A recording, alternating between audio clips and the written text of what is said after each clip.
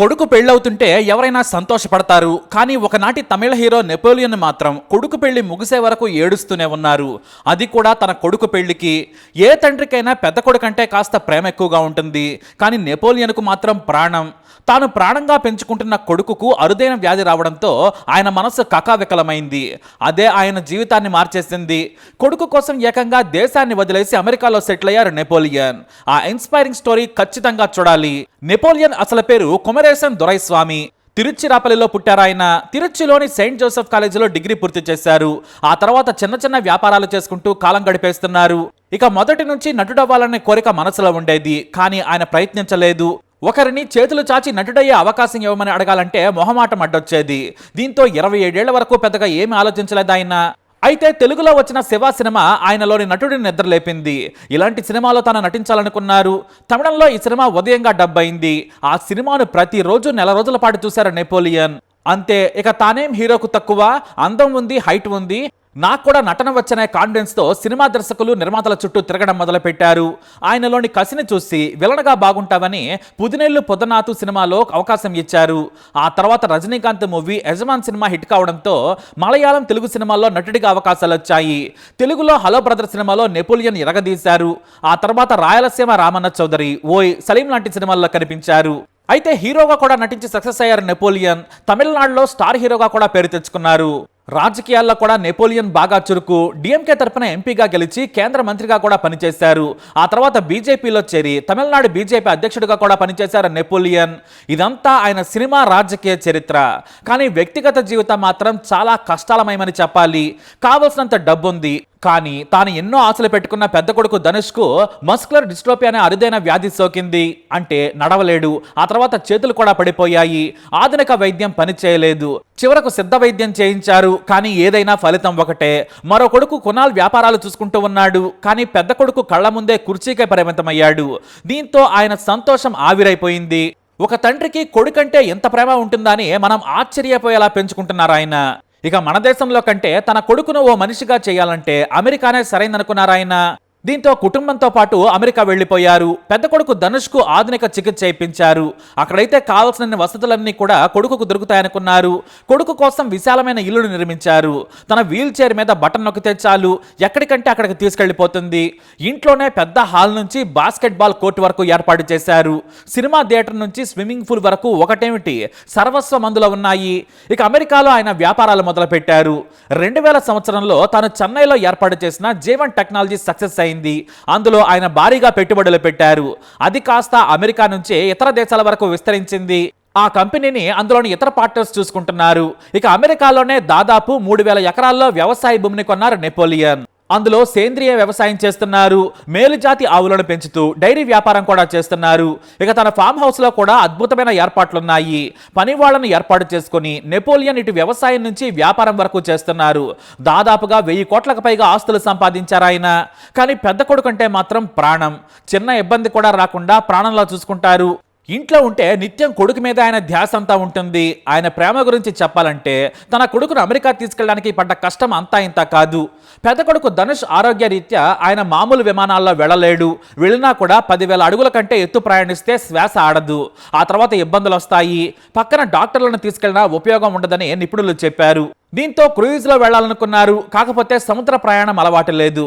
దీంతో ఓ ప్రైవేట్ జెట్ను డైరెక్ట్గా అమెరికా తీసుకెళ్లేందుకు ఏర్పాట్లు చేశారు. కానీ 4 చోట్ల ఆగాలి. అయినా తప్పదనుకున్న ఆయన కొడుకు కోసం పెద్ద ప్రయాణమే చేయాల్సి వచ్చింది. ప్రైవేట్ జెట్లో ప్రయాణం మొదలుపెట్టారు. దాదాపు వారం రోజుల పాటు 4 దేశాల్లో విమానాన్ని ల్యాండ్ చేసుకుని టేక్ ఆఫ్ చేసుకుంటూ వెళ్లారు. ఇక ఆ జెట్కు అనుమతి రావడానికి చాలా సమస్యలు వచ్చాయి. కానీ అమెరికాలో దిగిన తర్వాత తానుండే నాష్ విలేజ్ ప్రాంతానికి వెళ్లాలంటే చాలా దూరం.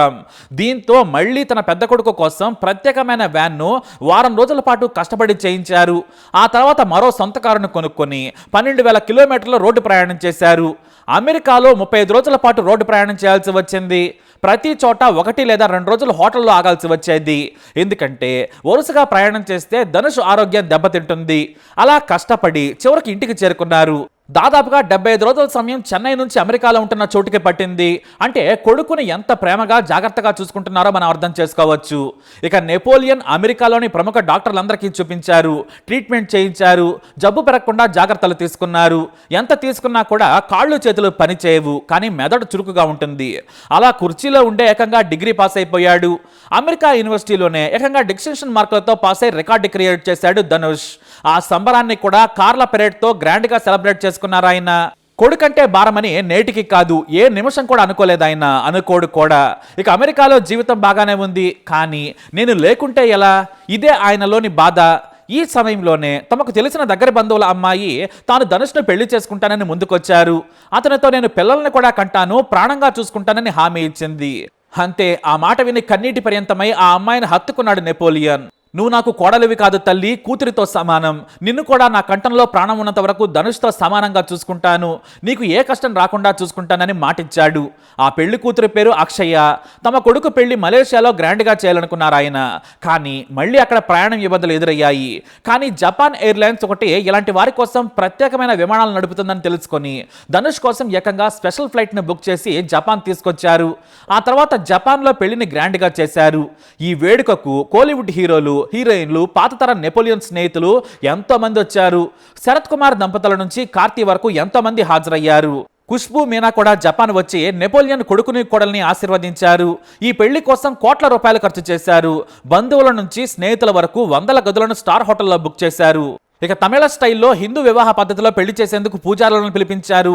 వంట సామాగ్రిని కూడా చెన్నై నుంచి తీసుకొచ్చి వందల రకాల వంటలను అతిథులకు వడ్డించారు నెపోలియన్. అయితే ధనుష్ పెళ్లిని చూసి కన్నీటి పర్యంతమయ్యారు నెపోలియన్. కొడుకును గట్టిగా ముద్దు పెట్టుకున్నారు. మరోవైపు కొడుకు పెళ్లిని చూసి తల్లి సంతోషంగా ఉంటే నెపోలియన్ మాత్రం కన్నీటిని ఆపుకోలేక తుడుచుకుంటూనే ఉన్నారు. చివరకు పెళ్లి ముగిసిన తర్వాత కింద పడిపోయి గొక్క పెట్టి ఏడ్చారు ఆయన. కొడుకును కోడలిని హత్తుకొని సంతోషంతో ఏడ్చేశారు.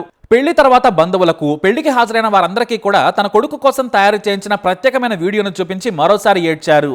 ఇలాంటి కష్టాలు రావద్దు, కానీ నా కొడుకుకే ఇంతటి కష్టం వచ్చిందని మళ్ళీ పాత రోజులను గుర్తు చేసుకుని ఏడ్చారు. ఎందుకంటే ఇప్పటి వరకు తాను పడుకునే సమయం నుంచి తెల్లారే వరకు నిత్యం చూసుకున్నారు. ఆయన ఇంట్లో ఉంటే రాత్రి నిద్రపోరు, కొడుకు దగ్గరే ఉంటారు, కొడుకును చూసుకుంటూనే ఉంటారు. అంతలా కొడుకుని ప్రేమించారు. ఇక ఆ బాధ్యత కోడలు చూసుకుంటుంది. నేను లేకుంటే నా కొడుకు పరిస్థితి ఇలానే సంతోషంగా ఉంటుందా అనేదే ఆయన భయం. అందుకే ఆయన పెళ్లిలో సంతోషంగా ఉండాల్సిన సమయంలో కుప్పకూలి ఏడ్చారు. చివరకు అందరూ ధైర్యం చెప్పడంతో నెపోలియన్ మళ్ళీ సంతోషపడ్డారు. ఇక చెన్నై నుంచి సినిమా హీరోలు శివకార్తికేయన్ నుంచి సత్యరాజ్ వరకు ఎంతోమంది వీడియో సందేశాలను పంపించారు. అయితే ఇంత ప్రేమ ఎందుకంటే మాత్రం నెపోలియన్ ఒకటే సమాధానం ఇస్తారు. నేను నా కొడుకు కోసమే బ్రతుకుతున్నాను, నాకు వాడంటే ప్రాణం, నా వల్ల ఈ భూమి మీదకి వచ్చాడు, నా శక్తి మేర నాకు ప్రాణం ఉన్నంత వరకు చూసుకుంటాను. అందుకే ప్రాణం పెట్టి నేను ప్రేమించే దేశాన్ని, ప్రాంతాన్ని, కన్న ఊరిని, తోడబుట్టిన వాళ్ళను వదిలేసి అమెరికా వచ్చాను. అది కేవలం నా కొడుకు కోసమే. ధనుష్ సంతోషంగా ఉంటే చాలు. ఎవరైనా తల్లిదండ్రులకు నేను ఇచ్చే సలహా ఒకటే, మన పిల్లలకు మనం ఆస్తులు ఇవ్వకపోయినా పర్వాలేదు, మంచి ఉద్యోగం, మంచి ఆరోగ్యం ఇవ్వాలి. ఇందుకోసం కష్టపడండి. నేను డబ్బు సంపాదించినా నా కొడుకుకు ఆరోగ్యం ఇవ్వలేదు, కాబట్టి మీరంతా గుర్తుపెట్టుకోండి, మంచి చదువు, మంచి ఆరోగ్యం, ఇదే వారిని జీవితంలో సంతోషంగా ఉంచుతుందని చెబుతారు నెపోలియన్. ఇక పెళ్లి తర్వాత కొడుకు కోడలతో కలిసి చెన్నై వచ్చేందుకు ప్లాన్ చేస్తున్నానని చెప్పారు. అయితే విమాన ప్రయాణం చాలా ఇబ్బందిగా ఉంది. సముద్ర ప్రయాణం అలవాటు చేసేందుకు రోజు క్రూజ్లో కొంతమేర ప్రయాణం చేయించి వాతావరణం ధనుష్కు అలవాటు అయ్యేలా చేస్తున్నాం. సముద్ర మార్గంలో అయినా కూడా మళ్ళీ చెన్నై చేరుకోవాలంటే 75 రోజుల ప్రయాణం తప్పదు. 4 నెలలు భారత్లో ఉండి మళ్ళీ అమెరికా రావాలి. నా కొడుకు కోడలికి మన వాళ్ళ ఆశీర్వాదం కావాలి. ఇదే నా కోరికన్నారు నెపోలియన్. ఇంతటి నాన్న ప్రేమను మనం చూసుండొచ్చు, కానీ తాను కూడా ఇంతలా కష్టపడుతూ కంటికి రెప్పలా కాపాడుకుంటున్న నెపోలియన్ అభినందించాల్సిందే. చిన్న విషయానికే విడాకులు తీసుకుంటున్నారు, భార్యను పిల్లల్ని వదిలేస్తున్నారు. పైగా వీటిలో సెలబ్రిటీలు చాలా ముందుంటారు. కానీ నా వల్ల ఈ భూమి మీదకి వచ్చాడు కాబట్టి నేను కంటికి రెప్పలా చూసుకుంటానని కొడుకుకి మాటిచ్చాడు, నెరవేర్చుకున్నాడు. చివరి శ్వాస వరకు అలానే ఉంటానంటున్నాడు నెపోలియన్. మరి నెపోలియన్ గురించి మీరేమంటారు? మీ అభిప్రాయాన్ని కమెంట్ ద్వారా తెలియజేయండి. ఇలాంటి మెసేజెస్ కోసం ఈ వీడియోని లైక్ చేయండి, షేర్ చేయండి, మా ఛానల్ని సబ్స్క్రైబ్ చేసుకోండి.